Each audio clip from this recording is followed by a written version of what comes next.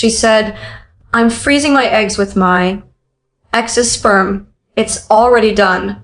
I responded, interesting choice. Then I had my vasectomy reversed and started dating her fertility doctor's receptionist. When she went for her next appointment, I, 38, male, found out about the eggs on a random Thursday afternoon. My girlfriend, Desiree, 35, had been acting weird for weeks. Secret phone calls, mysterious appointments, the whole deal. I figured she was planning something for my birthday. Turns out she was planning something. All right, we were eating takeout when she dropped it. I need to tell you something. I've been freezing embryos with Garrett's sperm. It's already done.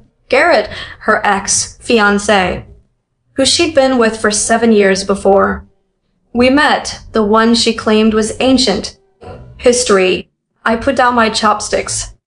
Embryos with your ex. Yes, I needed a backup plan. You had a vasectomy. Remember, what if we don't work out? I'm 35.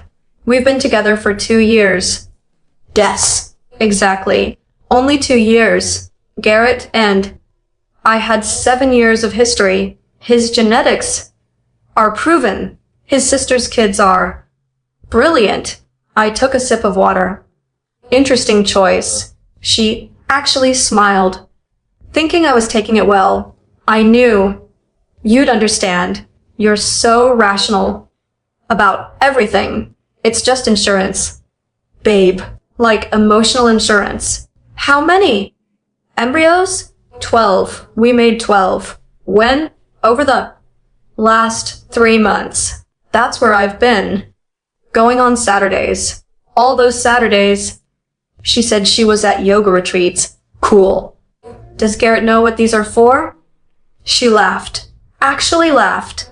Of course, he's excited about it. He says, it's like we're keeping our options open. He even offered to pay half the storage fees. I nodded slowly. So you and your ex have been creating potential children behind my back for 3 months. Don't be dramatic. They're just cells right now. Cells you plan to potentially grow into humans, only if things don't work out with us. It's not like I'm planning to leave you, but you're planning for when you do. She rolled her eyes. Every smart woman has a backup plan. Ask anyone. I finished my meal in silence while she chatted about the clinic, how professional they were, how Dr. Hendricks was so understanding about her situation. She even showed me the paperwork. 12 Gradia embryos frozen and waiting. That night while she slept, I made my own appointment with Dr. Hendricks, not for a consultation, for a vasectomy reversal. Update 1. The reversal surgery went smooth. Dr.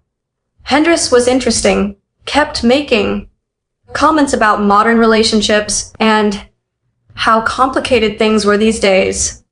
His receptionist, Brooke, handled all my paperwork. She was professional, but I caught her eye roll when she saw Desire's name in the system. Complicated situation, she asked carefully. You could say that. She printed my forms. Dr. Ride sees a lot of unique cases. Your girlfriend's was definitely memorable because of the X thing. Because she brought him to 3 appointments. They wore matching future parents' t-shirts to the retrieval. What? Actual hell, I must have looked shocked. Because Brooke quickly added, I shouldn't have said that, HIPAA. And all no, I appreciate the honesty. Recovery was but manageable. Des never noticed because she'd started spending more time with Garrett to discuss storage facility options. Yeah. Okay, then things got really interesting. Garrett started coming to our apartment. Des introduced him as part of our extended family. Now this man would sit on my couch, drink my beer, and talk about their embryos like they were picking out puppies. I've been thinking, he said one evening, about names. If it's a boy, definitely Garrett. Junior D laughed. We already discussed this. Garrett Theodore after your father. They had name discussions for hypothetical children. While I was sitting right there, what do you think? Garrett asked me. Since you might be helping raise them someday, I smiled. I think Garrett Theodore sounds perfect. Des beamed. See, I told you he'd be supportive. 2 days later, I ran into Brooke at a coffee shop. We talked. She mentioned she was single. I mentioned I was basically single, too. Just hadn't filed the paperwork yet. We exchanged numbers. Our first date was perfect. She knew exactly what I was dealing with. And she had stories. Oh boy, did she have stories. You wouldn't believe how. Many women come in with their exes, she told me. But your girlfriend, she took it to another level. She had him initial every single embryo container. Initial them like they were signing yearbooks. You're kidding. Nope. And she made this whole speech about preserving their love in front of the entire staff. Dr. Hendricks had to excuse himself. We Thought he was sick, but Sandy caught him laughing in the supply closet. I started documenting everything. Every visit from Garrett, every conversation about the embryos, every time Des mentioned their beautiful genetic legacy. Then Des hit me with the next bomb. Garrett and I think we should have a ceremony, a what now, an embryo blessing ceremony. His mom's pastor agreed to do it. Nothing legally binding, just spiritual. You want a pastor to bless embryos you made with your ex while dating me? You're invited, too. We want you to be part of this journey. When? Next month. Garrett's already designed the invitations. She showed me the invitation. It had a picture of an ultrasound, not even their actual embryos, just a stock photo with the words celebrating future possibilities. In gold script, I said I'd think about it. Then I made plans with Brooke for that same day. Update 2. The embryo blessing was on a Saturday. Des wore white to bless embryos with her ex while dating me. Garrett wore a matching white suit. They'd coordinated. I told her I had to work. She was disappointed, but said Garrett's mom would live stream it for me. How thoughtful. Instead, I spent the day with Brooke at a harvest festival. We posted photos all over Instagram. The ones where she's sitting on my lap. One where we're kissing in front of the pumpkin display. The artistic shot of our hands holding hot cider. Des didn't see them immediately because she was busy with her embryo party, but her sister Camille did. My phone exploded. Around 3:00 p.m. Who was that woman?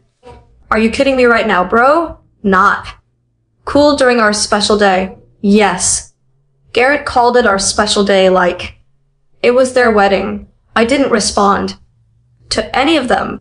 Brooke and I went to dinner, then back to her place. When I got home Sunday morning, Des was on the couch with Garrett, both of them still in their white outfits from the day before. She'd been crying. He was comforting her. How could you? She demanded.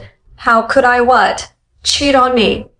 During the ceremony, I didn't cheat. We went to a festival with that receptionist.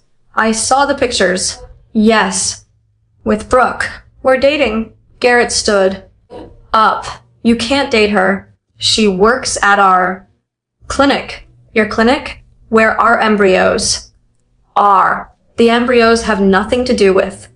You remember? Their backup plan. Death started sobbing harder. You're supposed to be supportive, understanding. That's why I chose you. You chose me because you thought I'd be a doormat while you built a family with your ex. That's not, she looked at Garrick for help. He stepped forward.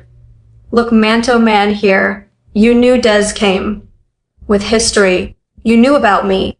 I knew. You existed. I didn't know you'd be creating children together while she was with me. They're not children yet. Des wailed, but they're blessed by a pastor. Now, so what are they? She couldn't answer that one. Then came the kicker. Garrett sat back down and took her hand. Maybe this is a sign, Desi. Maybe we should just be together for the embryos. Des Essie. He called her Des Essie. And she didn't correct him. I've been thinking that too, she whispered. They both looked at me like I was supposed to leave my own apartment so they could discuss their embryo family in peace. Cool, I said. I'll pack your things. Update 3. Des moved in with Garrett that same week, but we weren't done yet. She had a scheduled appointment at the clinic for her hormone check. Apparently, she'd been taking supplements to prepare her body just in case she needed to use the embryos soon. How romantic. Brooke texted me. She's on the schedule for Thursday at 2 p.m. Just FYI. I happened to be there for my follow-up. At 1:45, what a coincidence, Des walked in with Garrett and his mother. His mother, Eleanor, was carrying a binder labeled grandchildren planning with tabs. And everything. They saw me in the waiting room. Des froze. Derek puffed up his chest. Eleanor looked confused. What are you doing here? Des demanded. Follow-up appointment for what? Vasectomy reversal. The look on her face. You know that meme where the guys brain just blue screens that you got. It reversed 6 weeks ago. But why? Wanted to keep my options open. You know? Emotional insurance. Garrett stepped forward. That's manipulation. Like creating embryos with your ex while in a relationship. Ella Laner finally spoke up. Who is this man? Her ex-boyfriend. Ma'am. That I said politely. No, Garrett is her ex. Oh. The realization was beautiful. Desiree, you were living with someone else while making my grandchildren. They're not grandchildren yet, Mom. Garrett muttered. You said you were back together. We are now. After you made embryos while she was with another man. The waiting room was silent. Everyone was watching. Even the fish in the aquarium seemed interested. Then Brooke called Des in for her appointment. But here's the thing. Brooke had been prepping for this moment. Miss Thornton, there seems to be an issue with your account. What issue? The credit card on file was declined for your storage fees. That's impossible. Garrett paid them. Garrett went pale. I thought we were splitting them. You said you'd handle it. I paid the first month. That was 3 months ago. Brooke typed carefully. According to our records, you're past due by $2,400. The facility needs payment immediately. Or what? Des shrieked. Dr. Hendricks came out. Is there a problem? The storage fees. Brooke explained. Professionally, they're significantly overdue. He looked at Des and Garrett. Well, you'll need to sort that before we can proceed with any treatments. This is insane. Des turned to me. Did you do this? Do what? Not pay. Your storage fees for embryos I'm not part of? You knew about this? How would? I know you two weren't paying your bills? Eleanor pulled out her checkbook. How much exactly? Mom, no. Garrett started. $2,400 for the past due plus $800 for this month. Brooke said. Hopefully, $3,200. Eleanor's voice could have shattered glass for potential grandchildren that were made while you were dating someone else. She snapped her checkbook shut and marched out. Garrett ran after her. Des stood there shaking. Your appointment? Brooke prompted sweetly. I need to reschedule. Of course, though I should mention the storage facility requires payment within 30 days or they'll need to make decisions about the embryos. Des left crying. I had my follow-up. Everything was healing great and Brooke. And I went for lunch after her shift. Final update. It's been 3 months now and here's where everyone ended up. Des and Garrick broke up after 2 weeks of living together. Turns out when you're not secretly creating embryos, you don't actually have much to talk about. She wanted him to get a second job to pay for storage. He wanted her to ask her parents for money. They had a screaming match that got them both evicted from his apartment. The embryos still in storage, but here's the twist. Garrett's mom, Eleanor, actually paid the fees, not because she supported them, but because she hired a lawyer to explore her grandparental rights to the embryos. Yeah, that's a thing she's trying to make happen. Des and Garrett are now legally fighting her for custody of embryos that don't even have a wound to go to yet. Des texted me last week. This is all your fault. If you'd just been supportive, none of this would have happened. I replied, interesting perspective. She sent 23 more texts that I didn't read. Garrett reached out too, wanting to grab a beer and talk man to man about what happened. I declined. He's now dating someone new who apparently doesn't know about his dozen frozen potential children or the legal battle with his own mother.